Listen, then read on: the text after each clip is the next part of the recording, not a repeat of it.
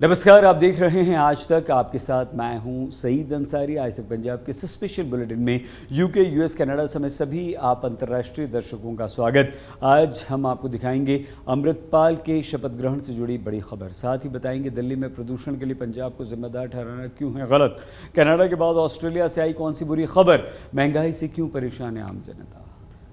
खालिस्तान समर्थक अमृतपाल सिंह से खडूर साहिब से लोकसभा का चुनाव जीतने के बाद अमृतपाल सिंह के सांसद बनना का रास्ता साफ हुआ। अमृतपाल के बतौर सांसद शपथ लेने के लिए 5 जुलाई की तारीख तय की गई। एनएसी लगने के बाद ऐसा पहली बार होगा जब अमृतपाल असम के डिब्रूगढ़ जेल से बाहर आकर शपथ लेगा।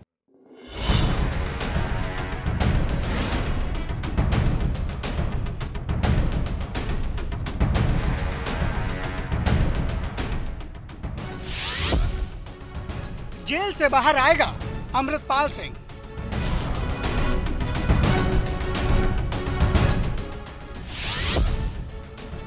चुनाव जीतने के बाद मिली पैरोल।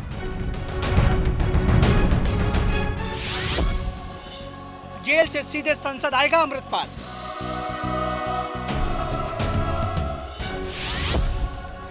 खालिस्तान समर्थक से सांसद बनने तक का रास्ता हुआ साफ। एनएसए के तहत असम के डिब्रूगढ़ जेल में बंद खालिस्तान समर्थक अमृतपाल के सांसद बनने का रास्ता लगभग साफ हो गया है।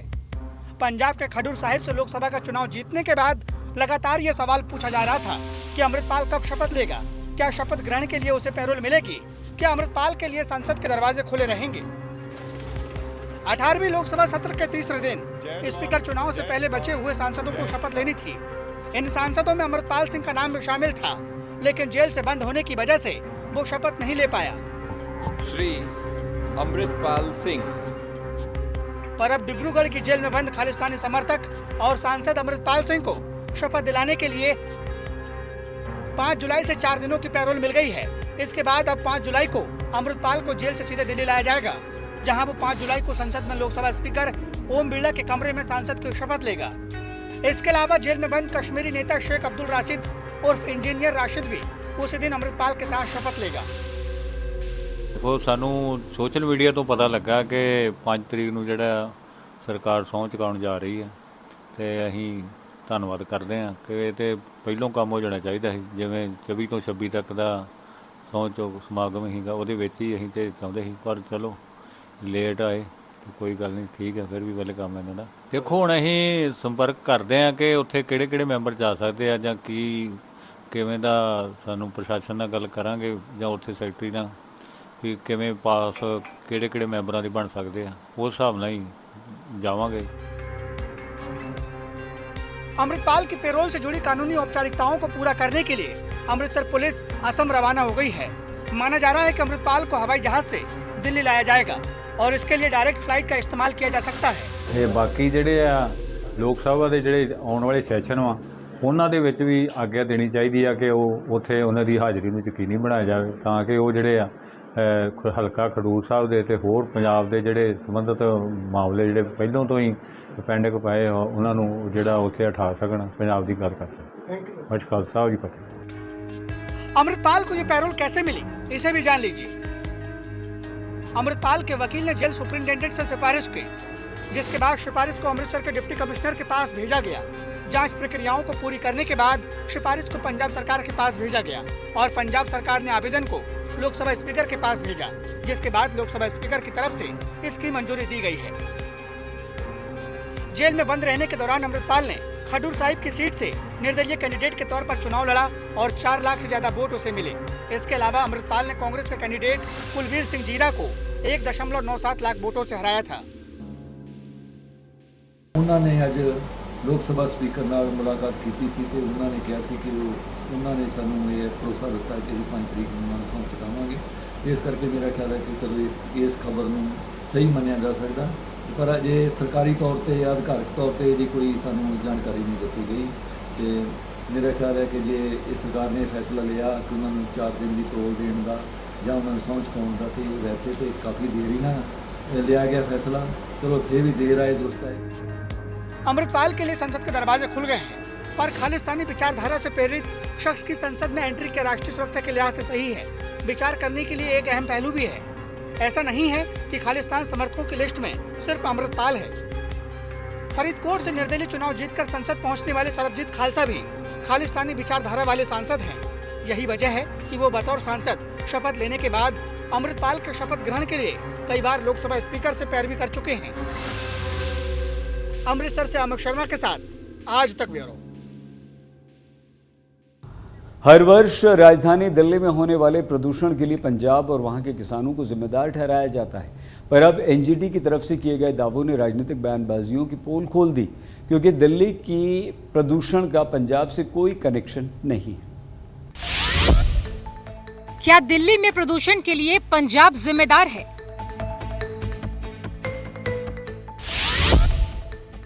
क्या पंजाब में जलने वाली पराली से होता है प्रदूषण? क्या प्रदूषण के लिए किसानों पर कार्रवाई करना सही है? ये वो सवाल है जिनकी चर्चा हर साल दिल्ली में प्रदूषण का स्तर बढ़ने के साथ होती है, क्योंकि जब जब दिल्ली में प्रदूषण का स्तर खतरनाक लेवल पर पहुंचता है तो इस समस्या के लिए सीधे तौर पर पंजाब के किसानों को जिम्मेदार ठहराया जाता है। अमूमन राजधानी में प्रदूषण का स्तर उस वक्त बढ़ता है जब पंजाब के किसान अपने खेतों में पराली जलाते हैं। हम स्पेसिफिक टाइमलाइंस चाहते हैं पंजाब सरकार से, कैप्टन सरकार से, खट्टर सरकार से और केंद्र सरकार से। दिल्ली की जनता स्पेसिफिक टाइमलाइंस चाहती है। आप हमें बताइए कि आप कब तक पराली जलाना बंद करवाएंगे। पंजाब की पराली नॉर्दर्न इंडिया में पोल्यूशन के लिए कुछ इलाके के, मैं ये नहीं कह रहा बिहार तक जाता है, कुछ इलाके के प्रदूषण के लिए जिम्मेदार है। हम अपनी जिम्मेदारी मान रहे हैं, हम जिम्मेदारी से भाग नहीं रहे हैं। पिछले साल पंजाब का डेटा ये दिखाता है कि 6-7 महीने में जो भी स्टेप्स लिए गए थे उससे 30% पिछले उसके पहले साल के मुकाबले 30% पराली कम जली थी। प्रदूषण, पराली और पंजाब को दिल्ली की खराब आबोहवा के लिए जिम्मेदार ठहराना सही है या नहीं, इसको लेकर नेशनल ग्रीन ट्रिब्यूनल यानी एनजीटी ने एक गंभीर टिप्पणी की है। एनजीटी के मेंबर जस्टिस सुधीर अग्रवाल के मुताबिक ऐसा कोई वैज्ञानिक अध्ययन नहीं है जो साबित करता हो कि दिल्ली के प्रदूषण के लिए पंजाब जिम्मेदार है। देखो, पिछले 10 साल से दिल्ली सरकार लगातार कहती रहती है कि ये दिल्ली की पोल्यूशन का कारण पंजाब है। वो ये बात जो जज साहब ने जो कही है, बहुत अच्छी बात कही है कि साइंटिफिकली डाटा कोई ऐसा नहीं रखा गया। बिना साइंटिफिक डाटा रखे हुए ये बात पंजाब को ब्लेम किया जा रहा है और बहुत अनफॉर्चुनेट है कि पंजाब सरकार ने भी किसी बड़ी एजेंसी को हायर नहीं किया ये साइंटिफिकली डाटा स्टडी करने के लिए। आपको बता दें कि पंजाब की सीमाएं कहीं भी दिल्ली से सटी नहीं है। पंजाब की करीब 3/4 सीमा हरियाणा से लगती है और बाकी हिस्सा हिमाचल और राजस्थान से सटा है। बावजूद इसके हर साल दिल्ली में बढ़ते प्रदूषण के लिए पंजाब को जिम्मेदार ठहराया जाता है। जज साहब ने 3 बातें रखी हैं। उन्होंने पहली बात ये रखी है कि जब अक्टूबर, नवंबर, दिसंबर में जो पंजाब से दिल्ली की तरफ विंड की डायरेक्शन बहुत कम टाइम होती है, बहुत ज़्यादा नहीं होती। और पहली बात तो ये, अगर विंड की डायरेक्शन दिल्ली की तरफ नहीं है तो धुआं कैसे चला जाएगा।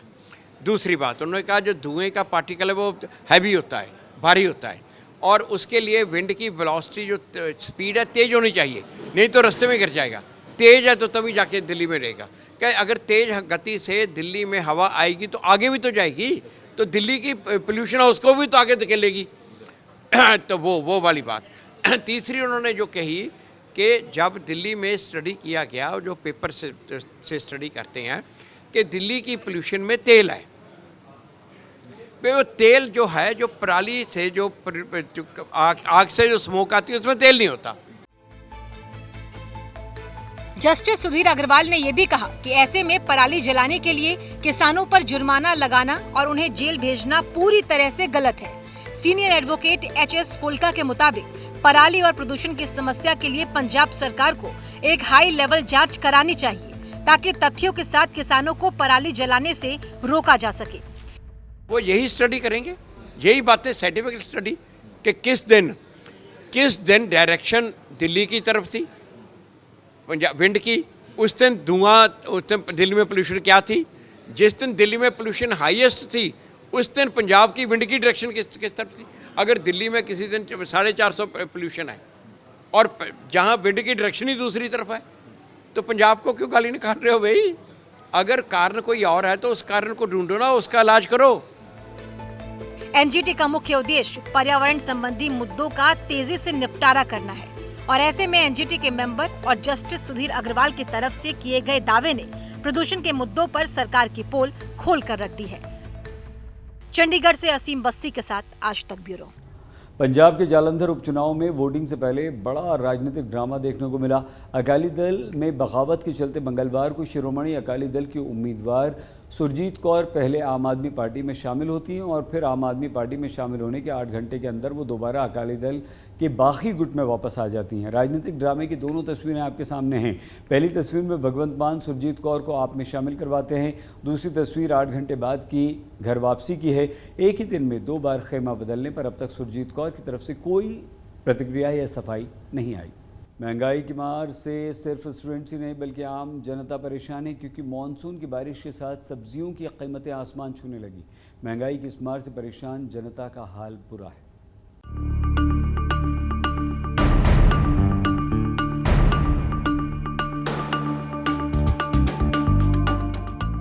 आम जनता को जुलाई के महीने में मानसून की दस्तक के साथ प्रचंड गर्मी से राहत मिली, तो अब महंगाई की मार से जनता परेशान है, क्योंकि सब्जियों की आसमान छूती कीमतों ने रसोई का पूरा बजट हिलाकर रख दिया है।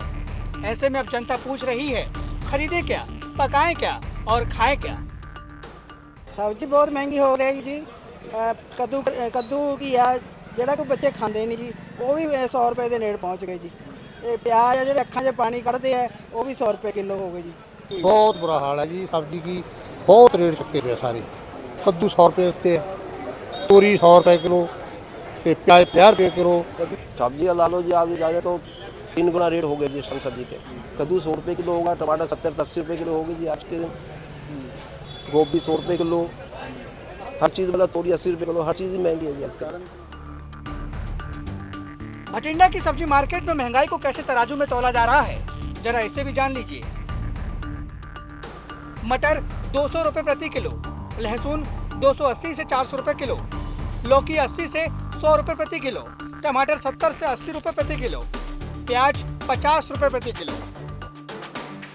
आलम यह है कि जो ग्राहक पहले 1 किलो से 2 किलो तक की सब्जी खरीदा करता था, आज की तारीख में वो आधा किलो से 1 पाव की सब्जी खरीद रहा है। सब्जी ला लो जी, आप जाए तो 3 गुना रेट हो गए जी इस टाइम सब्जी के। कद्दू 100 रुपये किलो होगा, टमाटर 70-80 रुपये किलो हो गए जी आज के दिन। गोभी 100 रुपये किलो, हर चीज़ मतलब तोरी 80 रुपये किलो, हर चीज़ ही महंगी है जी आज का। गर्मी तो है, बरसात के कारण जी दुकानदार पूरा फर्क पैंता है जी। जब सौदे इतने महंगे होंगे गाहक लेंदा नहीं है जी। मानसून की दस्तक के साथ बोनस में मिलने वाली महंगाई का बोझ कब तक उठाना होगा, ये कहना मुश्किल है, क्योंकि दूसरे राज्यों से आने वाली सब्जियों के रास्ते में मानसून की बारिश आफत बनकर रास्ते में खड़ी है। भटिंडा से कुणाल बंसल के साथ आज तक ब्यूरो। पिछले कुछ वर्षों में महिलाओं में एग फ्रीजिंग तकनीक का इस्तेमाल बढ़ा है। असल में करियर बनाने के चक्कर में महिलाएं शादी के लिए लेट हो जाती हैं और ऐसे में मां बनने के लिए सही उम्र निकल जाती है। लेकिन अब महिलाओं ने एग फ्रीजिंग तकनीक से इसका विकल्प ढूंढ लिया है।